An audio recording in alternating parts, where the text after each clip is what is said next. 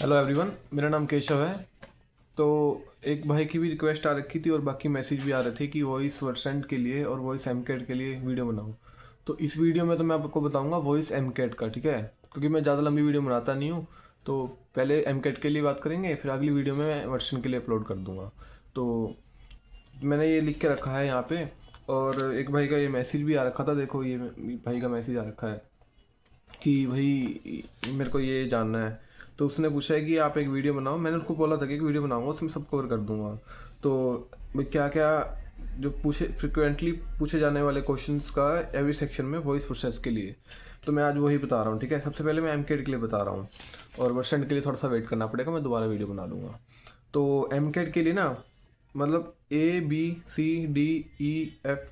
7 section होते हैं, ठीक है। और सब सेक्शन में क्वेश्चंस होते हैं अलग अलग, और number of question sub section में अलग अलग होते हैं, और टाइम अलग अलग मिलता है।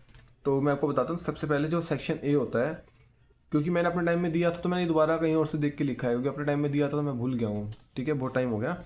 तो सबसे सेक्शन ए होगा ना, उसमें शॉर्ट्स क्वेश्चन होंगे, ठीक है। सेक्शन ए को शॉर्ट्स क्वेश्चन ही बोलते हैं। उसके अंदर आपको एक स्टोरी होगी, ठीक है। उसमें से एक स्टोरी बताई जाएगी जो आपको सुननी है, और लिखी तो नहीं होती, सुननी है मेनली। तो उसमें से क्वेश्चन बनेंगे, जैसे एक स्टोरी बना देंगे और उसमें लिख देंगे कि we are going to lunch at any time, ठीक है, टाइम लिख देंगे कुछ भी।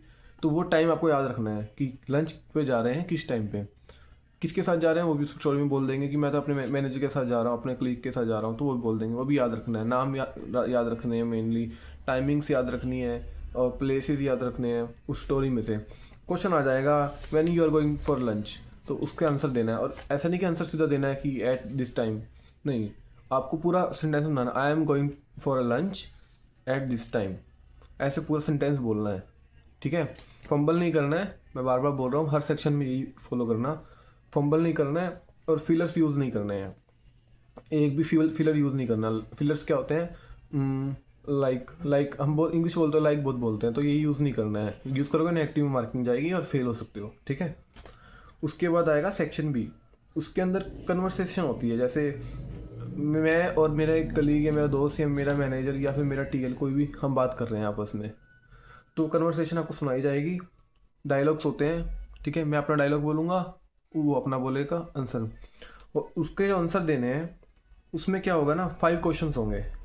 और शॉर्ट क्वेश्चंस वाले में मैंने आपको बताया 3 क्वेश्चंस होंगे, और 15 सेकंड का टाइम मिलेगा ईच क्वेश्चन में, जो सेक्शन ए वाला है, ठीक है। अब सेक्शन बी में कन्वर्सेशन वाले में 5 क्वेश्चन होंगे और 12 सेकंड ईच क्वेश्चन में मिलेगा आपको आंसर करने के लिए। कन्वर्सेशन होगी, ठीक है, उसके क्वेश्चंस आएंगे, आपको क्वेश्चंस के 5 क्वेश्चंस के आंसर देने हैं 12 सेकंड में ईच क्वेश्चन के, ठीक है। बहुत आसान है, हो जाएगा। Read and speak, section C. Read and speak में क्या करना है, प्रोनाउंसिएशन आपकी अच्छी होनी चाहिए, और फिलर्स, ठीक है, यूज़ नहीं करने हैं। फ्लुएंट होनी चाहिए इंग्लिश, लगातार बोलना है, फ्लुएंट होनी चाहिए आपको, फिलर्स यूज़ नहीं करने हैं बिल्कुल भी, ठीक है। और इसमें क्या होगा, 12 सेंटेंस होंगे, ठीक है, जिसमें आपको 15 सेकेंड ई सेंटेंस का टाइम मिलेगा जो कि आपको आंसर करना है, ठीक है। अब इसमें फ़र्क क्या है बाकी सब में और इसमें ये फ़र्क है कि आपको इसमें सामने लिखा दिखेगा, वो पढ़ के ही आपको आंसर देना है। ऐसा नहीं है कि वो लिखा ही रहेगा पूरा टाइम, वो एक टाइम पे आएगा, आपको पढ़ना है, फिर आपको आंसर देना है, ऐसे ऐसे हो सकता है, ठीक है। मुझे एक्यूरेट याद नहीं है, बट ऐसा मुश्किल भी नहीं होगा कि करना पाएगा, हमने किया तो आप भी करोगे, ठीक है। उसके बाद आएगा section D, listen and repeat. Sorry, section C ना थोड़ा सा टफ है, तो उसको ध्यान रखना, माइंड में रखना उसको। मतलब रीड एंड स्पीक है, कोई भी प्रैक्टिस करके जाना, कुछ भी लिखा होगा उसको पढ़ लेना। उसके बाद उसी की उसके जैसे एक सेंटेंस बोलेंगे मान लो, तो वो पढ़ लेना, उसको बिना देख के बोल लेना। अगर इसका मैं एक थोड़ा सा डीपली बता देता हूँ कि अगर नहीं समझ आ रहा है कि क्या क्या था, ठीक है, तो आप मेन चीज़ें याद रख लो। मैंने जैसे आपको पहले भी बताया, टाइमिंग, ठीक है, टाइम हो गया, डे नाइट, मिड, लंच हो गया, ब्रेकफास्ट हो गया, ऐसे कुछ वर्ड है। किसी का नाम है, कोई पोस्ट है, पोजीशन है, वो याद रख लो। किसके साथ जा रहे हैं, कहाँ जा रहे हैं, कब जा रहे हैं, वो सब याद रखना है। और उसी के हिसाब से अपना एक सेंटेंस करेक्ट ग्रामर के साथ सेंटेंस बना दो, विदाउट एनी फिलर्स। फ्लुएंट और प्रोनाउंसिएशन का ध्यान रखना, फ्लुएंट बोलना और प्रोनाउंसिएशन अपनी अच्छी रखना, तो वो आपका काम कर देगा, वहाँ पे आपको मार्क्स मिल जाएंगे। पर इंग्लिश सही होनी चाहिए, ठीक है, और वो वर्ड्स उसके अंदर होने चाहिए सेंटेंस के। तो आप वही है, रीड और स्पीक करना है। ठीक है, ये बहुत आसान होता है, मेरे लिए बहुत आसान है, बट बाकियों को लगता है मुश्किल है। 12 सेंटेंस हैं और 15 सेकंड ईच सेंटेंस में मिलते हैं, तो ज़्यादा मुश्किल है नहीं है। उसके बाद है लिसन एंड रिपीट। इसमें सबसे ज़्यादा दिक्कत आती है।